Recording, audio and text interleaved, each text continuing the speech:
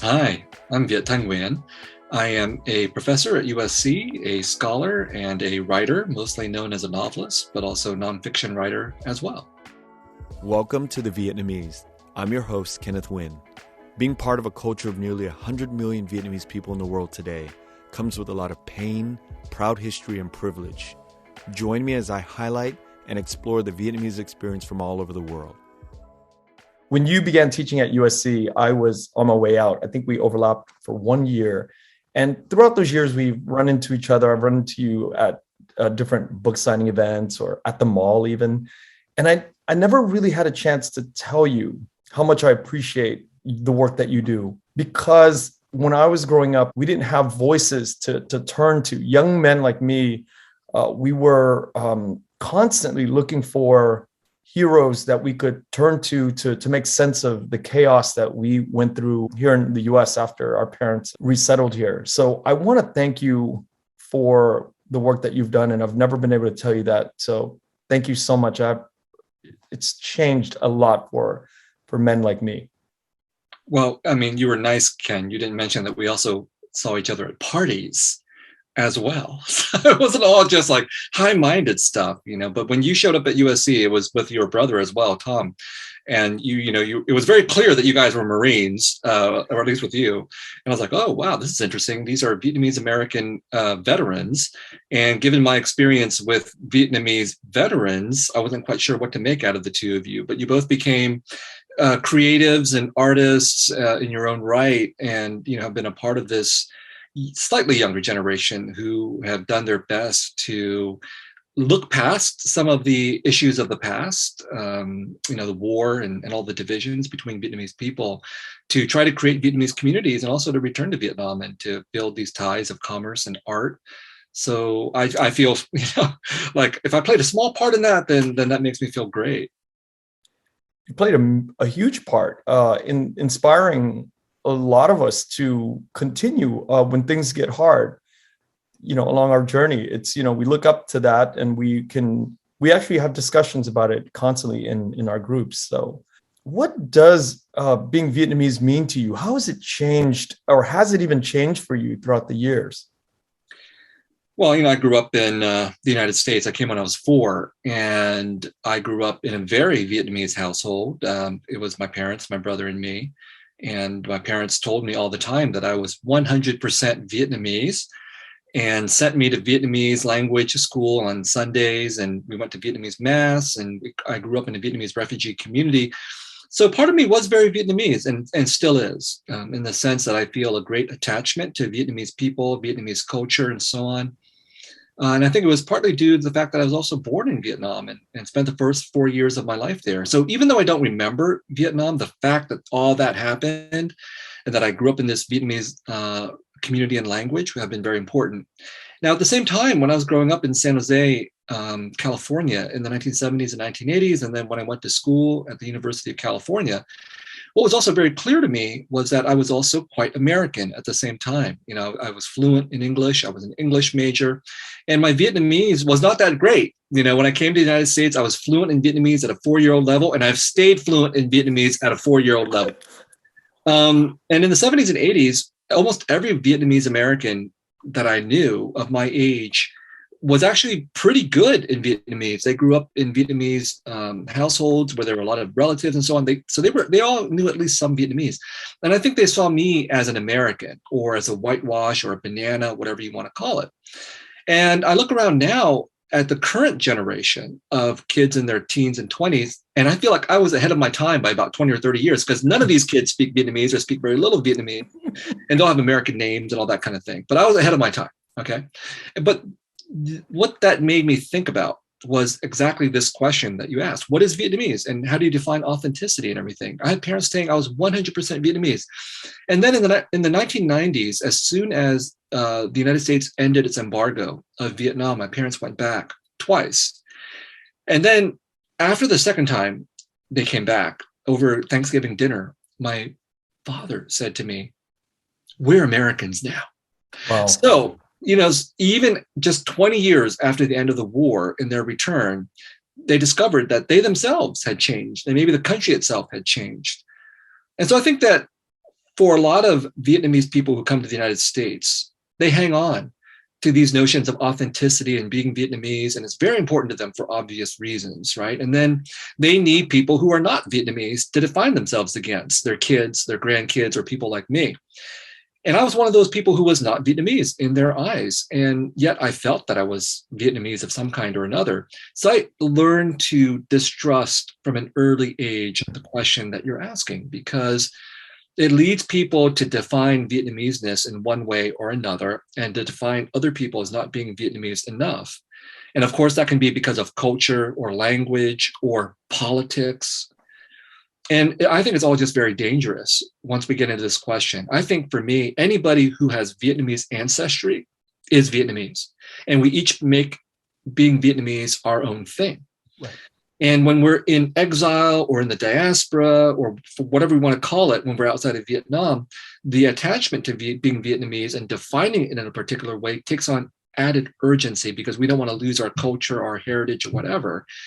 But then we create others, and that's dangerous. And then when you go to Vietnam, I think I don't know if the Vietnamese go around spending all their time thinking, how do you define being Vietnamese? And I think in Vietnam, it's like in the United States, Americans don't go around most of the time thinking, how are we Americans? I mean, it comes up obviously sometimes when it comes to casting people out. Now in the United States, we say, oh, these people are Americans, these people are not Americans. And that's bad, that's dangerous. But most of the time, Americans, whatever they do is being American. So you go to Vietnam, and there's so many different ways of being Vietnamese. You know, you could be Vietnamese and you could be poor in a village and never gotten on an airplane, or you could be Vietnamese in a city and drive a Lamborghini.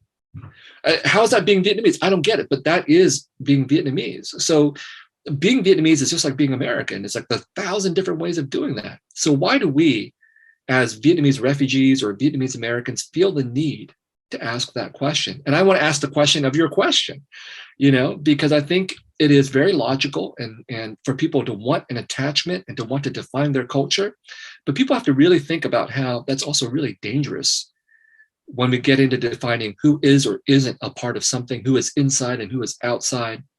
And it can be very innocuous, obviously, because we make jokes about it all the time. You know, like, tell me where the best pho restaurant is. Don't tell me where the white people eat their pho, right? But then the bad part is, you know, we cast people outside of our community. And that can be really, really dangerous. So ask the question, it's a good one, but also be aware of the implications of it. In the beginning, setting out to ask that question, we realized that there's so many similarities to other diasporas, other Exodus stories. There's a body of words that describe what once was a very unique experience right after the war. So that's sort of like the impetus of the question for me. So let's draw a distinction between being Vietnamese in the diaspora and being Vietnamese in Vietnam. You know, if we were Vietnamese in Vietnam, we would be the majority, right? So Vietnam is a diverse country. There's lots of different ethnicities and so on. But I'm Vietnamese. I think you are too, right? Yes. Which means that in Vietnam, we would be the equivalent of the white people in the United States. We would be the majority, right? And so therefore, we wouldn't generally go around asking the question, what does it mean to be Vietnamese? Because we're like, we're Vietnamese. We're the ones in charge. Well, we never would question it, just like white people here, until times of crisis wouldn't question their whiteness or their Americanness or anything like that. So it's only that it's only during times of crisis, of national identity, whether it's in Vietnam or in the United States, that the people of the majority start to ask this question, what does it mean to be Vietnamese? What does it mean to be American? But we in the diaspora are in the minority. All right. So therefore, when we're in the minority, the question that you put, the solution that you pose, we're all human, is a solution to a problem. And the problem is that when you're in the minority, the majority sees you oftentimes as not being human, or not being fully human. And when you are of the majority, you assume your humanity. You take it for granted. And therefore, your identity is not in crisis, which means that you could, when we say that we're Vietnamese as a majority, we implicitly understand that being a Vietnamese of a majority can be incredibly diverse. You could be a saint or you could be a serial killer, but it doesn't reflect on being Vietnamese. That's just a part of your humanity. In the diaspora, as a minority, being a saint or a serial killer takes on huge weight because you represent the diaspora to the rest of the country, right, to the majority. And so that is the crisis. And I really want us to reject the crisis, okay? Because if we go around thinking my humanity is in question, we're already admitting to our inferiority from the majority, right? So the first step we have to take in answering your first question is we have to assert that we should not be in crisis because of our identity. We should not feel that our humanity is in question. The most defiant thing we can do is to assert our humanity. But, and this is very important, by asserting our humanity, we shouldn't idealize being Vietnamese. And I think for a lot of Vietnamese people in the diaspora or any so-called minority, that is what they do. They say, we're human, and then they idealize it, which is the answer to your question. When you say, what does it mean to be Vietnamese?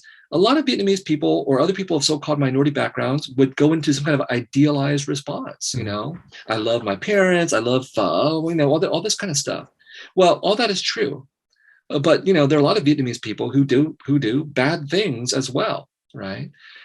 And we should embrace that. We shouldn't reject them and say those people are not authentically Vietnamese or they don't represent us or anything. Because in Vietnam, we wouldn't raise that issue. We're saints and we're serial killers and we're everything in between. And if we're in the diaspora, we should embrace the broad spectrum of our humanity, not just the idealized part, the good part, but everything, the good, the bad, everything in between. And I think for a lot of people of the diasporas, it's hard to do that because they know that their humanity is under question. So then they just want to assert their humanity. And I just think it's so crucial for us to acknowledge that our humanity is very complex. And if we can embrace that, then we can embrace everything about us. To jump and to scale that fence of believing is a very difficult thing for somebody like me, right? That time period. And I talk to a lot of my friends that are from 40 to about 55 who grew up in the 70s in the United States, 70s, 80s, 90s. The emasculation, we were dehumanized in media. We were all of these things that happened, and listening to you, and I understand what you're saying, but to go through American society and to believe it and to have the courage and the intestinal fortitude to say, you know what, I'm going to stand up and be part of, and not be, I'm not other myself is a difficult thing. It is difficult, I think. I've struggled with it too. But I grew up, again, in this Vietnamese refugee community, and looking around, I thought, we're actually very complex. And if we say we're Vietnamese, what does that mean? It's not just about singing the national anthem or speaking the language or knowing our customs and all that kind of good stuff. But I grew up in a community where I looked down and I saw, hey, there are gangsters here. There are welfare cheats. There's abusive husbands. There's fathers who left their families, all this kind of stuff. And Vietnamese people are embarrassed about it. We shouldn't talk about this kind of stuff outside of the community because we don't want to draw attention to the bad things that we're doing. But the bad things that the Vietnamese people did that I knew growing up, they're no different than the bad things that the rest of the United States was doing.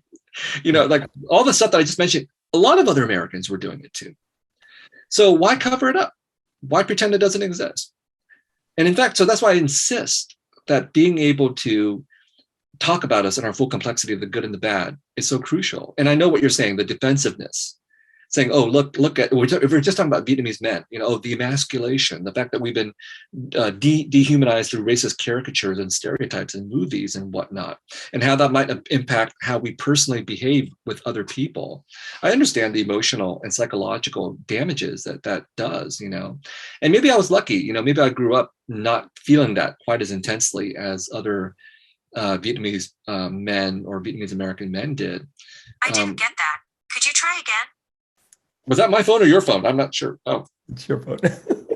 all of a sudden, Siri. I'm not sure I understand. Siri doesn't understand our conversation. That was a Karen. Oh my God.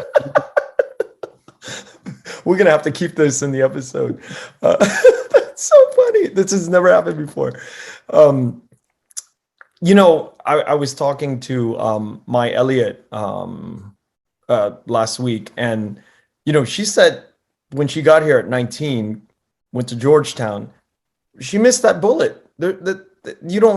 My brother doesn't have it either. I think the problem is when you're born here, something psychological is like, okay, well, I'm American. And you grow up and you're like, wait a minute, that's not how America accepts you or receives you. So there is for you or for Tom, being born in Vietnam, it's like, well, fuck it, I'm Vietnamese. I was born in Vietnam. So there's this weird dynamic that happens to somebody who like this early, in 1975 in November, for me, being born in Fort Indian Town Gap, it's where you're from, where you stayed. And wait, November, you said, in Fort Indian Town? November 28, 1975, Fort Indian. I was born right outside in Chambersburg. Okay. I'm going to go back to Harrisburg, actually, yes. in a couple of weeks. Yeah, I saw your post on that. For the first time. Yeah. I went back when I was... Yeah. Say again? I could have been there watching your birth, 4-year-old.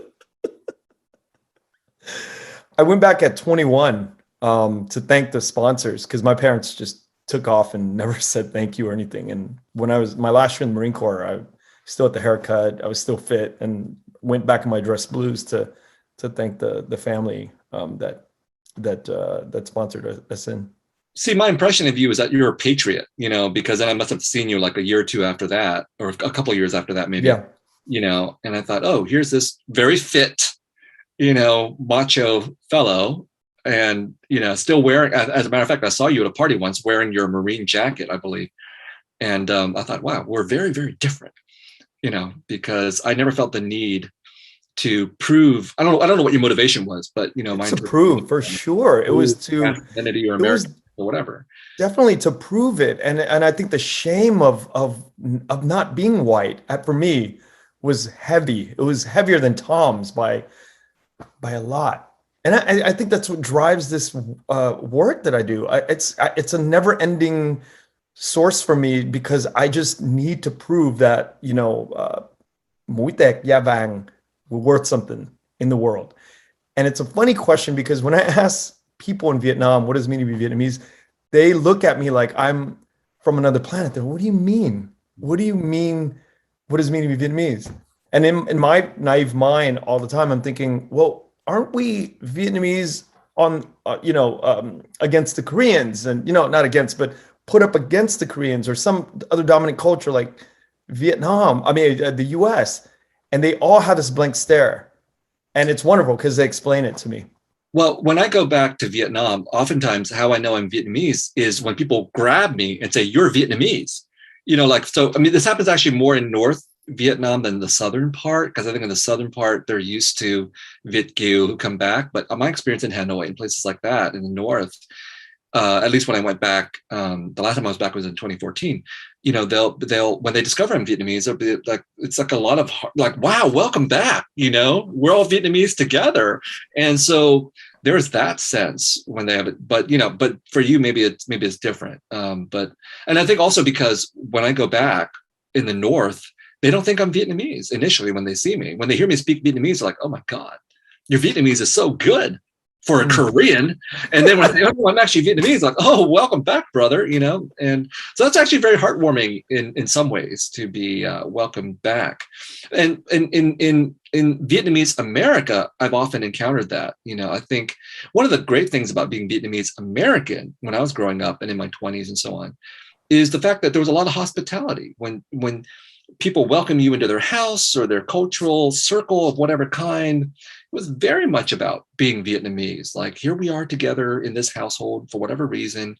Welcome into my house. Let's eat some Vietnamese food. Let's speak some Vietnamese and all that kind of thing. That's how I knew I was Vietnamese, right? Establishing these cultural bonds in the context of being a minority in the United States, or in Vietnam in the context of being an overseas Vietnamese, being welcomed back to the origins, right? Very heartwarming. But I'm very distrustful of it, because all of that stuff being wrapped up in the bosom of your culture always has an inverse, which is, we're going to kill you if you're invading us, or you're an outsider or whatever, so you can't take one without the other, so far as I have, so far as I've experienced. And maybe in some ideal world, we could have let's all be Vietnamese together and not kill other people. But so far, I haven't seen that in history. No, I think, it comes with so much drama and so much baggage that we experience as any culture, I guess, is, the ins and the outs of it all. Yeah, we're not unique. Every culture does it. Americans very much do that as well.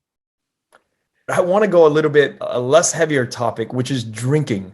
I got into mindless drinking when I was in the Marine Corps and a teenager, mindless drinking. But in the last maybe decade, I've slowed down a little bit, and it's maybe the economy and the efficiency of, well, I can only drink a little bit because of health reasons. So if I'm going to drink, I'm going to make it count. So because of I'm going to drink and I'm not going to stop it and I want to make it count, I become a little bit more mindful of what I'm drinking. I know that the culture of alcohol matters. And if I was to ask you, your son Ellison, if he was of age, what kind of program, how would you get him started along the alcohol program that you know in your life? When I was growing up, my father would have one beer every night, a can of Coors. So I was always kind of curious about it. He's a hardworking man. This is like his one reward in the day. So one night when parents went out for whatever reason, I can't remember how old I was, maybe I was 12 or something, 12, 14. I thought, I'm going to drink that Coors can, because he's not going to miss it from the fridge, right? So I opened the can, I took a sip. I was like, oh, this is disgusting. And I threw it away. I wouldn't drink again until college. And I think literally my first night in college, my friends and I got together and we drank a lot of Bartles and James wine coolers. I mean, this generation has no idea what that is. But Bartles and James was a big thing in the late 80s. And I drank so much, and we went to the movie theater across the street, and then I threw up. Okay. So that is not a good thing to do. Right. And so I think with my own children, I have a very different approach. Like, my house is full of liquor. My kids see me drinking, my 8-year-old son, 2-year-old daughter. And I was like making a martini right before this event, as a matter of fact. I was getting all the ingredients together. My daughter, 2 years old, was like, "What are you doing, Daddy?" I was like, "I'm making a drink, I'm making a martini." And Ellison knows that I drink scotch. He says, he knows the word scotch, and he sees it all. And I think that it's important to set an example for your kids, like, don't treat alcohol like it's something terrible or forbidden or whatever. And then when they're of the right age, you can say, hey, if you want a little bit of wine or whatever, do that. And I think that's a much healthier attitude than the Catholic upbringing that I had, which was all or nothing, right? Don't do anything forbidden, whether it's sex or alcohol or dirty words or whatever. And so I think when Ellison is curious, we'll talk about it, and I'm perfectly happy with giving him a little bit. And again, the lesson is moderation, because alcohol can be a beautiful thing. Alcohol can be a terrible thing too, obviously. So, I would do my part and say, don't drink too much, right? Don't drink and drive. But a little bit of alcohol, or even a lot, actually, I drink quite a bit, can be good. And again, my advice here is drink the best alcohol you can possibly afford, because it does get better the more you spend up until a certain point. Now, where would you start? Wine. Yeah, because I think wine is very civilized. And you can drink it in small quantities, and you can get a taste for it. And then beer, and then a little bit later, some more of the hard liquors and everything. But I look forward to establishing a relationship with my children where we can have a nice drink together, and I can make them a cocktail and all of that. And again, it's a matter, I think the Vietnamese attitude towards things is much more about hierarchy. Like, here are things that the adults can do, and here are things that the kids can do, but there's nothing in between. Or here are things that men can do and women can do, and there's nothing in between.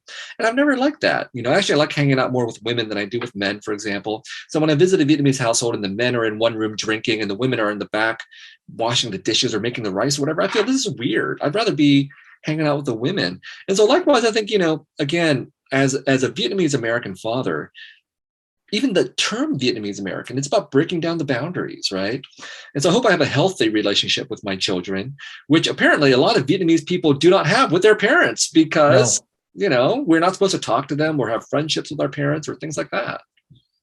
There's real barriers. There's no, the fact that a lot of them cannot say sorry. It's a big thing. My mom, she'll say to me, I feel bad, but it's just not in my culture to say sorry to you. I'm so, and she openly admits it. And like, Mom, and I tell her, Mom, I'm really hurt by what you're saying. It's just don't be so complicated. Con đừng có làm rắc rối quá. Yeah. Well, I actually don't expect my mother's passed away, but I don't expect my dad to ever say I'm sorry to me, because it's all like, the balance sheet. Like my parents sacrificed enormously, like all our parents did. And so maybe along the way, they did things that were damaging to me in one way or another because they're under stress and all that. And there's a cultural differences and all that. But, in the larger scheme of things, it's not important for me personally, to hear my parents say I'm sorry. Right. But what my older brother and I have done over the last 10, 15 or 20 years is to work on our parents at a different emotional level, which is to say to our parents, I love you. Because that's what I want to hear. I don't want to hear my parents say, I'm sorry. I want to hear my parents say, I love you.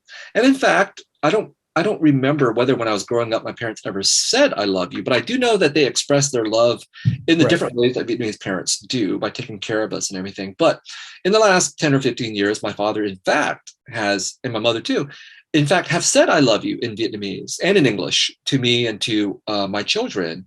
And I think that's the important part, that we can reach some kind of emotional rapprochement with our parents. How did you arrive at that point with them? Wearing them down. Like I would just say it, gantung ba, gantung na, I love you. And then I think, especially when they started having grandkids, then it became different. For them. And my brother had kids first, but you could clearly see that they were softening up by that point. But jumping off to say I love you to my mom, my father's passed away, but jumping off to say I love you to my mom is like, I think it's, for me, even scarier than jumping into a frigid, ice cold pool. It's hard when you don't have that type of relationship or the words. It can be literally very difficult to get it out. But again, someone has to be the first one, right? And maybe when we're kids, we expect, when we're Americanized or American, we expect our parents to be the ones to say that because that's supposedly what American culture does. But, someone's got to take the lead. So you have to be the one, if she won't do it, to just say it in Vietnamese or in English and just put it up. Yeah. How old were you when you did it? Well, I was an adult, I think, I grew up in a very reticent household where we didn't talk a lot to begin with, and we certainly didn't talk about our emotions or anything like that. Vietnamese, my parents, I think, like other Vietnamese parents, probably expressed their affection through, number one, through their sacrifices and all the work that they did and making sure we were taken care of, but also through their pride, whatever their children were accomplishing. So I knew my parents loved me. And so maybe I had that kind of security that maybe other Vietnamese kids didn't have. My parents expressed their love in different ways. But I think at a certain point, as I got older and I started to realize that I was emotionally damaged in various ways, partly due to being Vietnamese, but partly just to my own weird self, I realized, I had a partner, a wife, and then I had kids. I was like, I got to work on my emotions and my capacity to express love and affection. Just because I didn't receive it in a certain way is no excuse for me, therefore, not to give of those feelings, and so someone has to change the cycle, right? So we just can't wait for other people to do it. And so I think that I have grown emotionally over the decades in a good way, for the most part, right? And I think that is a very positive thing. We just because we've all been damaged in one way or another by history, by circumstance, by our own individual weirdness, doesn't mean we have to replicate that. If we're conscious of our limitations, we can actually overcome them. I have to go further with this question because I'm imagining myself saying, I love you or Kong Tu Ma, but I can't do it. I can't even imagine it. For you, did it take time or did it just blurt out it just came naturally one day, or you were at a graduation, they were at your graduation and you just felt like they loved you so much that it was like the right time, or did you plan it? That's a good question. I don't remember actually when the first time I said it was, but I remember at least it was awkward, right? Because the first time you say it, or first time I said it to my parents, they were like, okay. They didn't say it back, right? Okay. So you just keep it up, right? Another thing is that, at least in my family, the parents, they age, they get vulnerable, they get physically weak, psychologically weak, all these kinds of things. And unfortunately, that's when that time is running out. So there's that pressure too. If you don't say it now or sometime soon, are you going to have the chance to say it? Or, and so, when you're little, your parents are everything to you, and they're these giants and everything. Then you get older and the situation's reversed. This is very human. And they become the weak ones, and you have to take care of them in some way or another. And then you have to be the responsible one. You have to be the one to take action, right? And that's the stage of life that I'm in now. I have to both take care of little kids, and I have to think about my parents or my dad, and the state of mind that he's in. And so I have to, in both directions, I have to be the one who's proactive emotionally. Thank you for sharing that with me, because it is it's not even hard. It's just impossible almost. And I'm just looking for that crack in the door through whatever you're not instructing me to do. But I just need a little, I need a big push. I mean, I think I'm speaking for a lot of men women in my generation. We just know that our parents love us, but saying it and having the words, because my mom says it to my kids, and I sometimes really wish that we had that, her and I had that. And so thank you. I appreciate it. Well, I think that it's also very common to express affection laterally, I guess. So, she's saying, I love you to your kids, but she knows you're listening, right? So that's how she's communicating, and I think that's very, very normal, actually. So she has, in fact, actually given you an opening, because she's actually said the words, just not to you. So, my recommendation would be, hey, just ambush her. When you're about to leave, kids are in the car, you buckle them in, mom's waving goodbye, just say, gone to Matt, and get in the car and get out of there. You don't have to wait for the reaction, just get out. And then keep doing it. She'll be shocked. She's like, oh my God, what did he say? But, keep doing it. And sooner or later, I think the walls will come down a little bit. That says a lot about who you are. Keep doing it, and the walls will come down. When you first got to USC and to today, there's been a lot of discipline that you've probably had to struggle with. And even going back to a lot of the posts that you talk about, sleeping in class at Berkeley, how did you find the energy or the mindset to stay so consistent, to produce all this work? I grew up watching my parents. I greatly admire my parents, because even though I disagree with them in many ways, politically, culturally, religiously, they were they were not hypocrites, so they raised me very Catholic, and they talked about the values of hard work, but they did all that too, they were very good role models, in the sense that they walked the walk and talked the talk. And so I grew up watching them suffer and sacrifice, working 12 to 14-hour days in their grocery store for myself, my brother, all the relatives in Vietnam that they were sending money back home to. And so I admired my parents for that. And then I felt that I myself was kind of a failure when I was growing up, because I was not very authentically Vietnamese. And then I was a sort of mediocre high school student. My brother went to Harvard, and then I went to my last choice university. And so when I got to my last choice university, which I shall not name because it's actually a pretty decent university, but in my mind, I didn't go to Harvard, I didn't go to Berkeley or whatever. And so I thought, I'm a failure. And that was actually my wake-up call when I was 17 and a college freshman. I realized I'm a failure. Look at what my brother did, look at what my parents did, and here I am bringing shame to the family. And so that was the turning point in my life, where I thought I have to work my butt off, basically, to leave this place, this last choice university, to go to my first choice university, which was UC Berkeley. And I did it. And I did it by working really hard and getting good grades and all of that.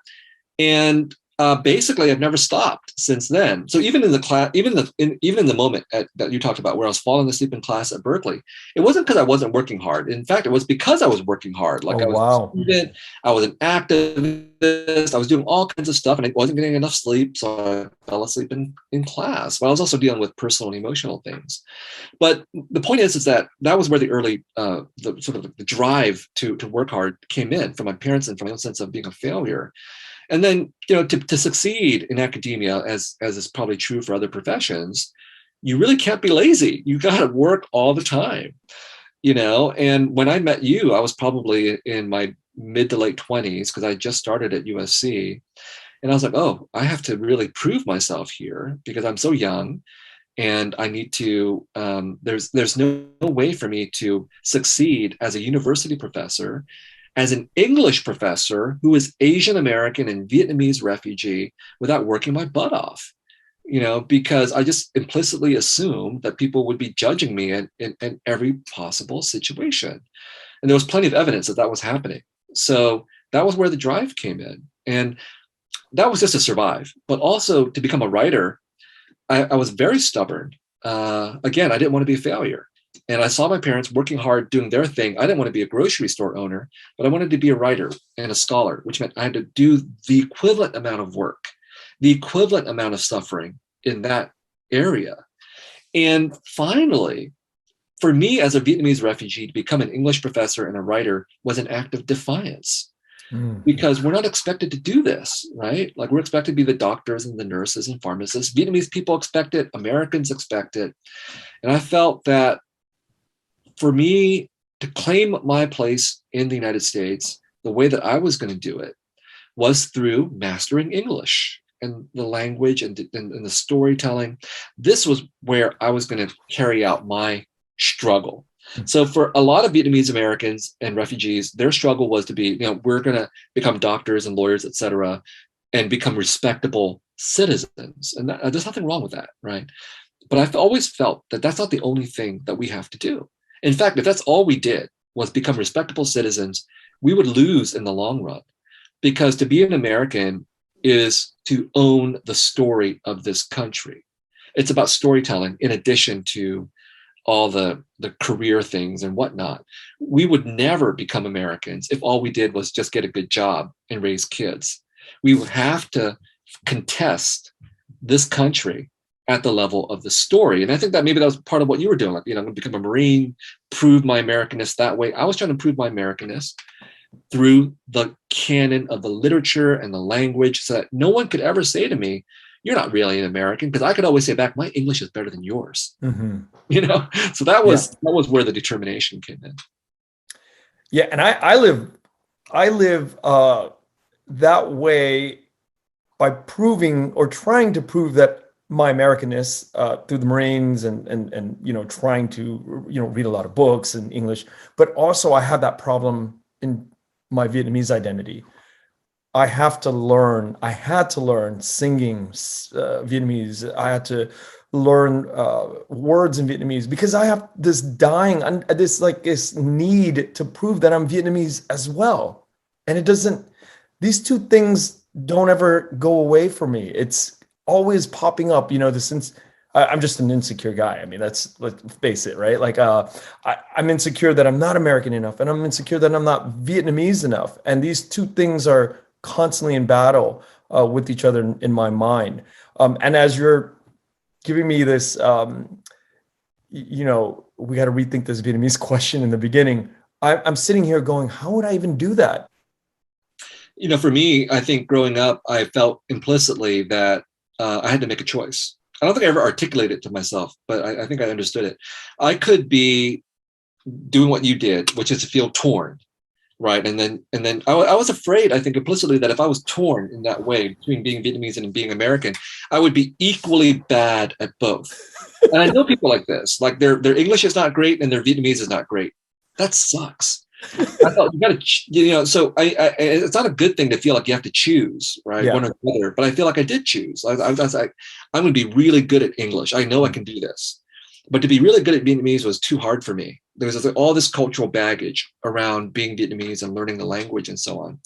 And so I felt I'm going to make my commitment to English, but I never forgot being Vietnamese. And so I would always do what you said, which is I'll periodically feel guilty and I'll take Vietnamese classes and all that kind of thing. I went back to Vietnam as an adult, for example, as a 32, 33-year-old, and I enrolled in Vietnam National University. I did 7 months of academic Vietnamese language training there, so I never forgot being Vietnamese or the connection and so on. But I think I was strategic, if I can't dilute myself. I'm going to make sure I become really good at one thing, and then I can worry about the Vietnamese part of things. And I think that's really, the advice I give to younger people is, think of your life as a trajectory. It's not like you don't have to do everything in 5 years or 10 years. do what you can in 5 or 10 years, whatever is important, but you have your whole life to think of yourself as a whole person. And for me, as a whole person, it means like I have my whole life to learn Vietnamese and reconcile myself with all the conflicts that we've just been discussing, because it is very complicated. For me personally, for example, like I feel rejected, not just by Vietnamese Americans, but also by Vietnam, because some of my work is translated into Vietnamese, but the Sympathizer is not translated into Vietnamese. The Sympathizer TV series that we're doing, we learned of this a few weeks ago. Vietnam is not going to allow us to shoot in Vietnam, And so how can I be Vietnamese if my own country, that culture is rejecting something so important to me, which is my novel, which I feel like I wrote this novel for Vietnamese Americans, but also for Vietnamese people in Vietnam as well. And no, the Vietnamese, at least the official Vietnamese government is not having it. So it's a very complicated relationship that I have. And I think maybe you do too, with Vietnamese American culture, but also with Vietnam itself. Vietnam, the country, which is not the Communist Party, but also the Communist Party and the government and all that it represents. And that is why this conversation about the narrative of the April 30, 1975 day, for me is so complicated. I'm exhausted, and I'm year after year, I'm exhausted. I'm just so tired of talking about it and thinking about it and hearing about it. And I don't want to be accused of being lazy, but at this point, it's getting to that point where I just, I don't want to hear about it anymore. But then, it comes around every year, and it's like, in Vietnam, it's celebrated, and here it's a day of mourning, and and that's why I reached out to you. I've been thinking about reaching out to you for all these months, since I started the podcast, but I've never really felt like I had the scope of all of these things. There's so much that you and I share and can talk about, but this one particular thing is something that gnawed at me for weeks, and just the anxiety of this day that comes up, and talking about it is something that I wanted to ask you about. How do we frame this? How do we look at this complicated day? Well, I think a lot of things are mixed up in this. One is the nationalism of what this day represents. So for Americans, it represents defeat. For the South Vietnamese and their descendants, it represents defeat and loss of a country. For the victorious Vietnamese, it represents victory and independence and liberation, but it's all tied to nationalist identity, right? The United States, Republic of Vietnam, the North Vietnam. And my conclusion to all of that is I reject nationalism. And that's one of the reasons why I reject Black April, because the very connotations are deeply nationalist. I don't think that the kind of nationalism that drives us to war is a good thing. And it doesn't matter whether it's our nationalism or somebody else's nationalism. All the nationalisms need to defeat and to conquer and to have an other and so on and so forth. And that's why I don't feel a huge affiliation politically with the South Vietnamese and their efforts to have a Black April. I feel an affinity culturally and personally, by which I mean, look, I have a lot of affection for Vietnamese refugees and South Vietnamese Americans and South Vietnam. And I think I have a pretty deep emotional understanding of all of the things that we've been through, and our parents and our grandparents, and all the resentment and anger and bitterness and love and all that kind of stuff, right? I get it, I think. But I reject the politics of the nationalism. And that makes me different than a lot of other Vietnamese refugees and Vietnamese Americans for whom the emotions and the loss and the culture can't be separated from the nationalism. And so I just cannot be a part of the Black April narrative and the celebration, because I don't believe in a world of good and evil, of communism and anti-communism, where we're the good ones and they're the bad ones, because I think history is too complex for that. Because I can look at the Vietnamese communists and I can acknowledge, yes, some of them did terrible things. Some of them still do terrible things. But all the things that we as Vietnamese Americans, Vietnamese refugees, Southern Vietnamese people value in terms of loyalty and honor and patriotism and sacrifice, all these things, that was true for the North Vietnamese and the Mhm. Southern Vietnamese who were part of the National Liberation Front. They didn't do it because they were evil. They fought because they loved their country and they loved their people, just as we think we ourselves do. So how do you reconcile these two conflicting visions? You can't. You cannot. And so what is it that we are struggling and fighting for? I think for nationalists, the answer is the nation. And like, we want to have our nation, we want to validate our heroes, and we want to demonize those enemies and so on. I'm not interested in that. I'm interested in a sort of a utopian future where we're not killing each other over national identity. Where in the utopian future, being Vietnamese or communist Vietnamese or anti-communist Vietnamese or American is no more important than whether we root for the Dodgers or the Giants or whatever, like, are we from Los Angeles or Sacramento? Who cares? That's a nice rivalry, but we're not going to kill each other over it. We're going to kill each other over nationalism. Why? It's absurd. And so that's what I think is wrong with Black April. It's not the love, the culture, the affection that we have for each other as Vietnamese exiles or refugees. What's wrong is that we use those feelings to hate and to demonize other people. And if we don't like being demonized by the Vietnamese communists, why do we think it's good for us to demonize the Vietnamese communists? It's the same thing. But it's very hard for people to overcome these emotions and this nationalism, especially if it's tied to, for us as a younger generation, tied to whatever obligations we think we feel for our parents and our grandparents and what they've been through. That explanation, to me, takes a lot of courage to say. And I think that you've probably been thinking that for many years, many days, many nights, to include it into the work that you do. Where do we, as the younger generation, like myself, or the younger kids, find courage or the confidence to say, this is how it is, and not be afraid of retribution? Like right now, I'm thinking about the retribution that I might get as a result of having this conversation. That's how imprinted and ingrained within our society, Vietnamese-American society. We should be able to talk about this. And then, I talked to Layli Hayslip and Chikwe Mai about my mom's generation. She always says, well, they have to die off. Well, that's fucking sad. But if they don't die off, I'm living in fear, because there's just a lot of energy, bad energy that gets directed at people like us that are wanting to have a different narrative. And where do you find the courage? Where did you find the courage? When I was growing up, I felt like a coward because my parents wanted one thing, I wanted another thing. And I could never stand up to my parents, because I love them, respect them.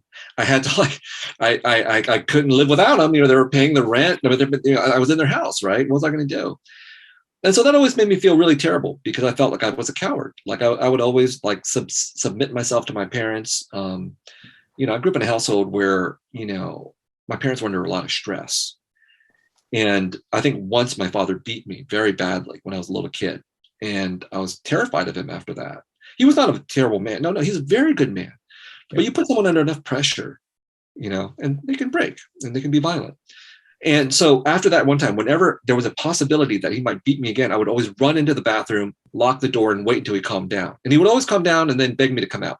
But it always left me the impression that I'm a coward. I could never stand up for myself and what I believed in.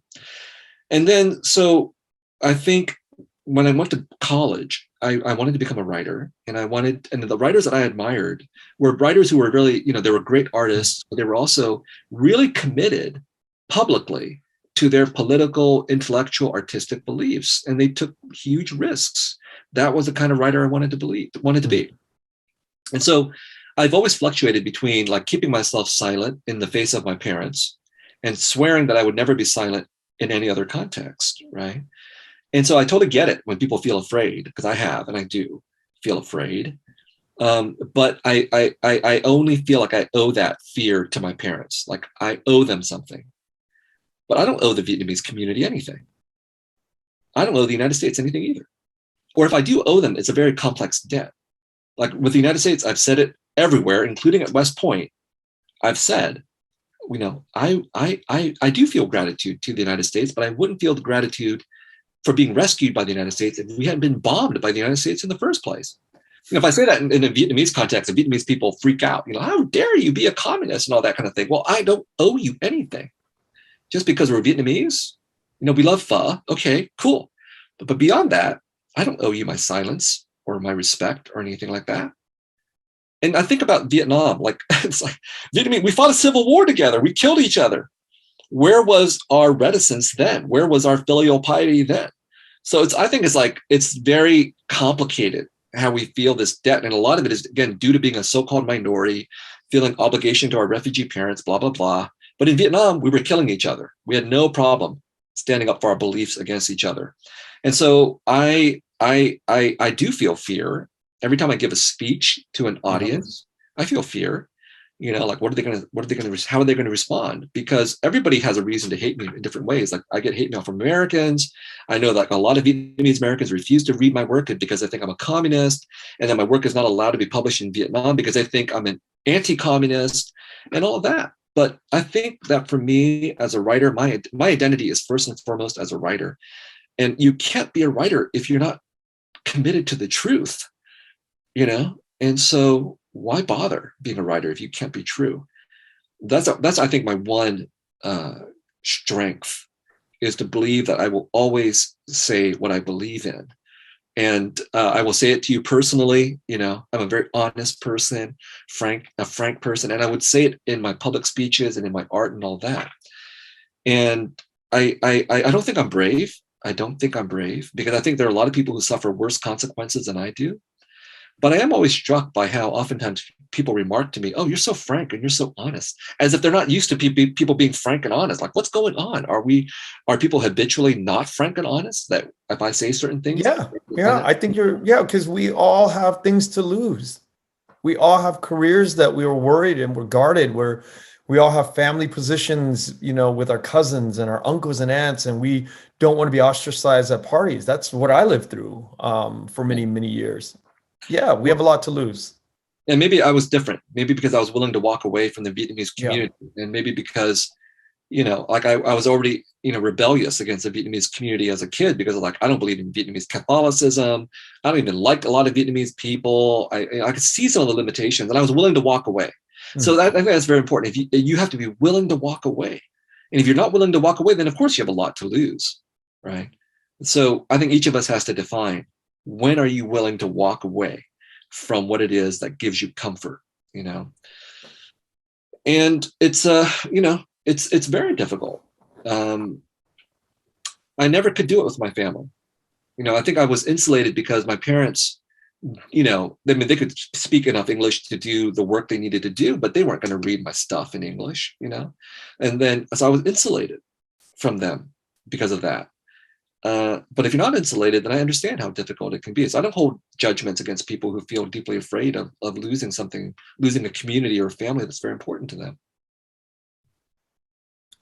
Processing this, yeah. It's I've always been inside the community, and I've always valued the relationships of 2-3 decades of people in the community. And oftentimes it's voices that are, on all sides. My father, thank God, he had this way of looking at it. He's passed away, so I can say it without any fear of there's any retribution against him. At 17, he jumped in at the bottom of a French merchant ship, a big merchant vessel on the river or on the ocean, and he tried to slip and escape when he was 17. And he always would tell me, he said, because the idea of the flag and being a certain nationality was a problem. And I say this a lot in my podcast. He always said to me, there's only one language. It's the language of intellectuals. And everything else, every other language just transports ideas. And he said, if you get married and if you get too closed in to this idea of a language or your language being the best, because, we would sit at the dinner table with his friends and they would always debate if Vietnamese was the best language because it And my father would always say, no, that doesn't work. It doesn't work that way. And he said it to me when I was, as we were growing up, but I always feared what people would say when I said that in the family, because they're staunch Vietnamese, and here I am doing this work called the Vietnamese. So I question and examine this all the time. And maybe as I get to talk about it more and more and more and more with people like you, the stigma eventually goes away, and the Vietnamese podcast will just be us talking about the work that we do. And it's not, so heavy on the shame or the scars that I'm feeling, right? Because a lot of the topics that I'm talking about right now, I still feel very cringy when I listen back to some of the guests, because I'm working out my shame, and I'm working out my guilt and my identity still.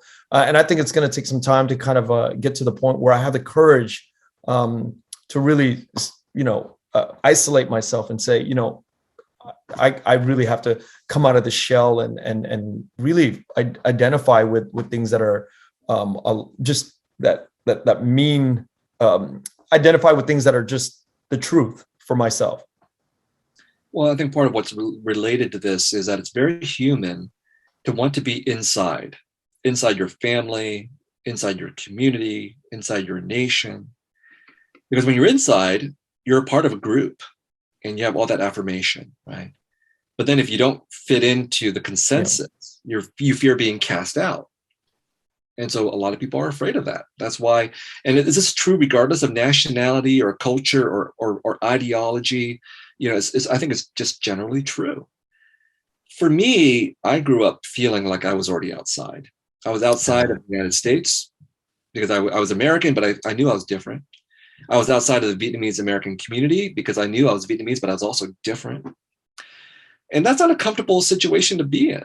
It's great for being a writer, because I think, as a writer, you should be both inside and outside. You should be inside in the sense that you can be empathetic to whoever you're writing about. And I'm empathetic to the Vietnamese, I'm empathetic to the Americans, but you should be outside, because you have to be outside in order to see the foolishness and the hypocrisy and the absurdities that go with every in-group. I'm not making a judgment on Vietnamese people or Americans. I'm saying it's true for every group of people. And so I think I grew up feeling comfortable with being uncomfortable. And so, but I think for a lot of people, they just want to be comfortable with being comfortable. And so it's hard to be brave when you're in that situation. Yeah. But having these conversations do open up ideas, and they do open up, it does open up a new avenue of thinking for me. And as you were saying it, I was always on the inside. I always felt like I was always on the inside. We had family that would come over from Vietnam every year, 80s and 90s, and they would stay at the house, and I would be inside because I spoke Vietnamese.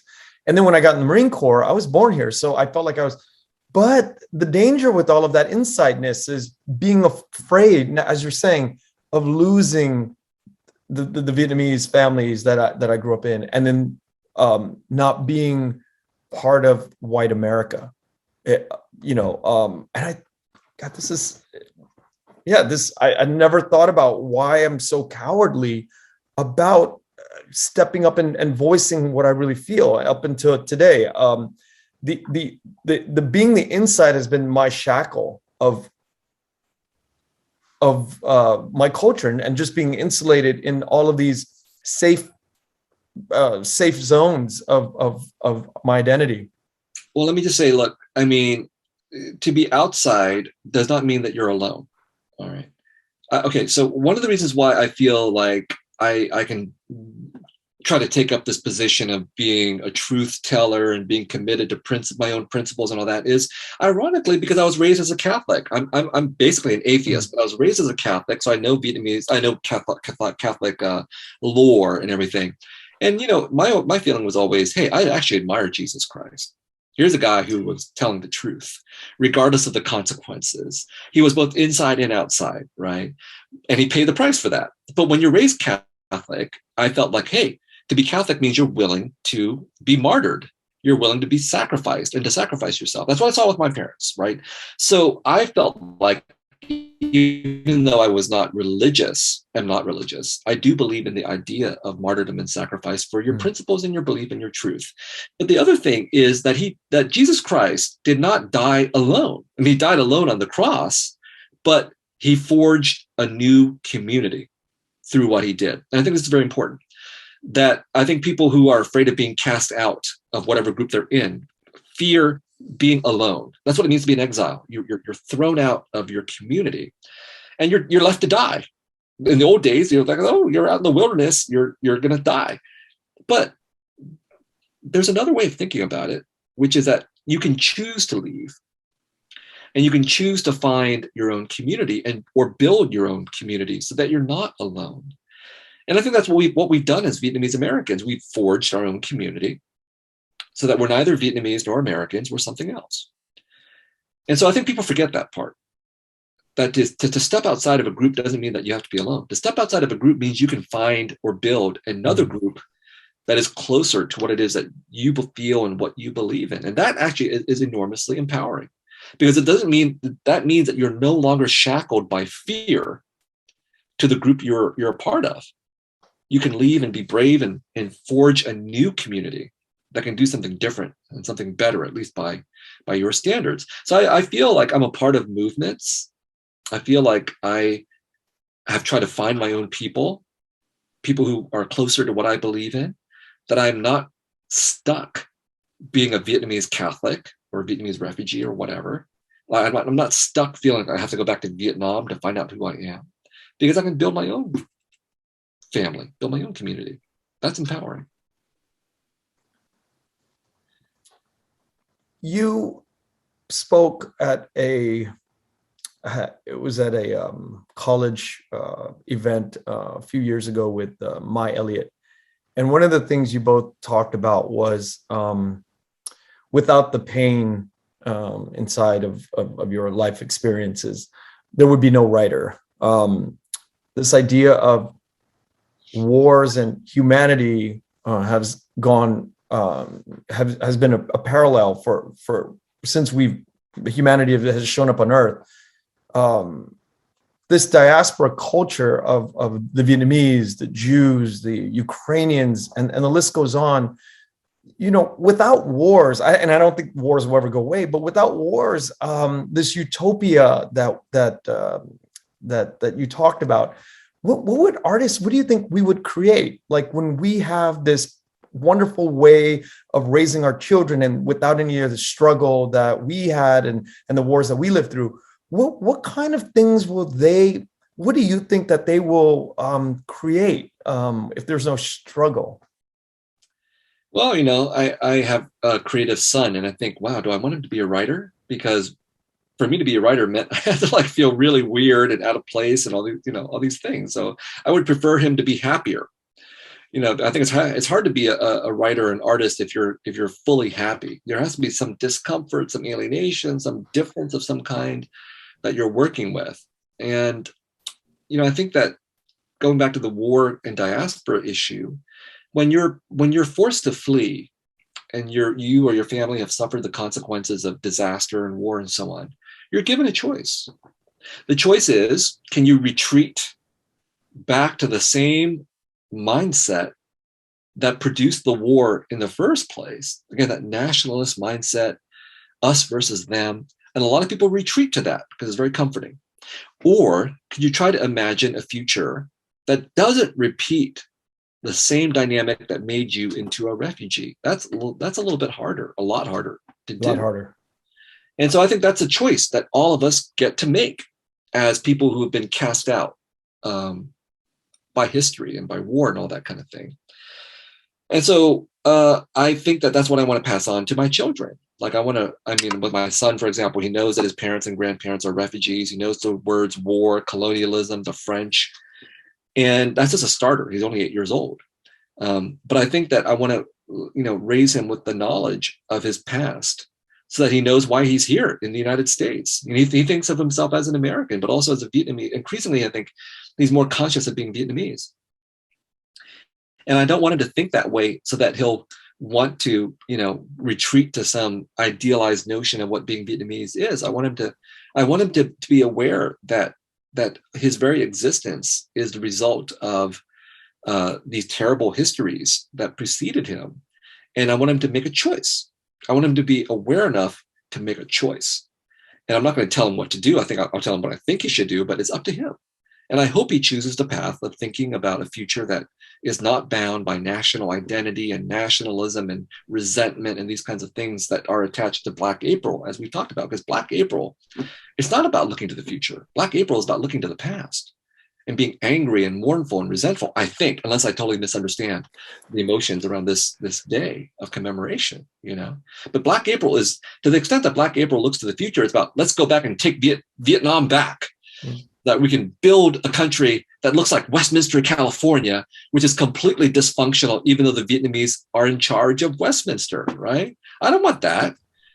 So I that's what I hope. And whether or not, my children become artists or not is sort of irrelevant to me. It's really the issue of whether they can imagine themselves as people whose humanity is not defined by their ethnicity or their nationality, but their humanity is defined by their willingness to embrace other people and their willingness to sacrifice themselves for that idea of humanity as being something that's so capacious that it includes everybody, but it also includes a recognition of our own failures and our own weaknesses and our own capacity to do terrible things. And I think Black April is deeply problematic for me, also because the Southern Vietnamese who are attached to it absolutely refuse to recognize the possibility that the Southern Vietnamese might have done some things wrong. I'm not saying that they did all things wrong. I'm saying some things wrong. You cannot say that. Instead, all the things that make us weak and vulnerable and frail, we project that onto the communists. Like they're the evil ones and we're the good ones. That's just not reality. And so Black April is an illusion that just perpetuates itself and makes us attached to our own victimization. And I don't want to be a victim, and I don't want to be deceived into thinking that we're all ideal and that all that's terrible is attached to our enemies and not to us. This is such a fresh way of thinking for anybody whose mind is caked into this idea of Black April. And so many friends and good family members that are on this one-track mind, and this fresh way of thinking. It's not a fresh way, really, because if you've really paid attention to what you've been saying, but you could still see Black April everywhere in social media. But we have to turn the page now. We have to really say to ourselves, this is the time to really start thinking freshly about the future of humanity, not just the Vietnamese, but of just people, of evolving to a place where we're not having to divide the lines. Well, I think that's absolutely right, because if we look at the wars that we've been through and are going through, we just say Afghanistan and Ukraine. Everything that we've been saying, I think, applies to these two countries and the politics around them and everything. We look at Ukraine. The entire world, the West, that is Western Europe, the United States, is being pressured to think of this war as good versus evil. Right. It's a radical oversimplification. Now, we can be opposed to Putin. We can be opposed to Russian invasion and Russian atrocities. It doesn't mean that we have to buy into a worldview that says all that is evil and all that the United States and Western Europe and Ukraine represent are good. No, it's obviously geopolitics, as you know, as a Marine, are deeply complicated. There's lots of self-interest going on, and everything that the American media and the Pentagon and the White House are saying that the Russians are doing, Americans have done pretty much all those things as well. So we just we just totally forgot that we did these things in Afghanistan and Iraq and Vietnam. Like our last act in Afghanistan was to fire a drone missile that killed 10 innocent people, including 7 children. We did that. Is that any different than the Russians going in and doing whatever they're doing? I don't think so. You brought up a term right now, and this is another 3 hours if we get into that, what you just said, radical simplification. we are living in a world of radical simplification through the algorithms of our social media. Are we, I think we're fucked unless we can unfuck that radical simplification issue, because otherwise it's just polarization that creates monetization and ad dollars being, whether it's Twitter or Meta. Radical simplification is eating up humanity. Do you see a way out of this? Yeah, delete your social media profiles. I delete. Okay, I mean, honestly, like I'm human, and all that stuff you talked about affected me too. So, during the height of the Trump administration, I had 90 something thousand followers on Twitter and 90 something thousand followers on my Facebook author page. And I realized that a lot of everything you said was true for me. Like I would be validated by my fans, and then I would like be egged on by them, and I would feel good. And then I would like say something stupid, and people would attack me and all that kind of thing. And so that is a very, very bad dynamic. It like feeds into the worst aspects of the human ego. So I was very glad to delete Twitter. Now, the Facebook author page is really relevant to this podcast, because for whatever reason, my Facebook author page, the overwhelming majority of people were either Vietnamese Americans or Vietnamese diaspora or Vietnamese in Vietnam. I don't know how it turned out that way, but there was so much. I would talk about some of the same things we talked about, and then on the one hand, it was very validating to think that there were like thousands of people, Vietnamese people, various kinds, who were saying, "Oh, we're this is so important that a Vietnamese person is saying these kinds of things." And then there were moments when I was like, I would also jump on the social media bandwagon and attack somebody or be high-handed in some way or another. And I'm like, I don't like that. I don't like being this kind of a person. So I think that the issue that you're talking about the radical simplification, the us versus them dynamic, the feeling of affirmation when we belong, when our opinion is validated, which oftentimes involves demonizing somebody else, attacking them on social media or worse. All of that very human dynamic that social media amplifies, and then it's enmeshed in the politics of this country at the moment. We all have to take a step back. We all have to take a step back and figure out, for each of us, how we both understand and hate that dynamic, and then we can internalize it because it's so human to give into it.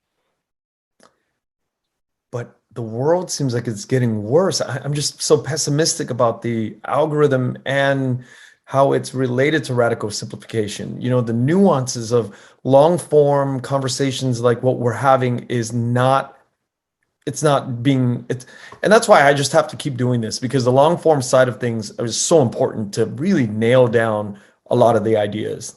Well, I mean, what you're talking about is like, it's like climate catastrophe. Like, oh my God, if we think about the bigger environment, like, oh, I can't do anything about it. I can't do anything about social media and the algorithms. I can't do anything about climate change and overconsumption and all that. And, that's a separate conversation. But what we're talking about is like what each of us can do as an individual, and in terms of building our own communities. Hey, we can actually individually walk away from this. No one's forcing you to be on Twitter or Facebook or whatever. No one's forcing you to participate in the herd mentality. No one's forcing you to buy the SUV. That's up to you. So let's start with our own individual choice, our own recognition of our own complicity. And let's take the next step, which is to remove ourselves from the things that are poisonous, and then to build a community that provides a different kind of affirmation. So it's you're not forced to pick up your phone and just read Twitter. You can pick up a book instead. You can engage in your own long form conversations with yourself and with other people. So that's the first step. Viet, thank you today for taking, our first step on this podcast. And I really appreciate the words that you've shared with me today and all the thoughts that you've shared with me. Yay. And I was like 90% sober during the I had a couple cocktails before this event, honestly. So, but I think I came off as relatively sane. Hey, Ken, good talking to you. I'm glad we had this conversation after all these years that we've known each other. Good luck with the rest of the podcast and all Thank you so much. And the continuing growth. Thank you for listening to The Vietnamese with Kenneth Nguyen. The Vietnamese is produced by Brittany Tran. Special thanks to Jane Nguyen, Catherine Nguyen, Tina Pham, Sydney Jamie, and Christo Trin. Please find us on Instagram, Facebook, and TikTok at The Vietnamese Podcast. You can also find us on YouTube, where you can subscribe, like, and comment. Please rate and give us a review wherever you find our podcasts. Thanks again for listening.